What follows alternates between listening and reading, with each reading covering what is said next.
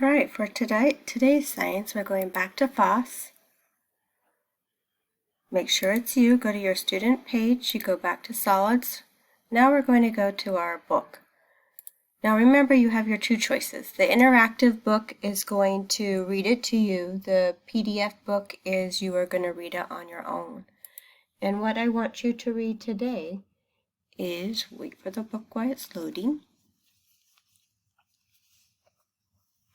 Okay, and so then remember, you can click through here, or you can just click and turn the pages to the right story. So our story that we're going to be reading today, we'll get there in just a second. Okay, so fossils tell a story. So it starts on page 23. So you're going to be reading or listening to the fossils that tell a story. Remember, words in dark print are usually important words.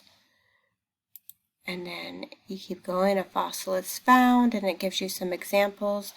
The author has some pictures for you. Don't forget to read the descriptions of the pictures. And that is all for today. So you can stop when you get to page 26. So page 23 to 26.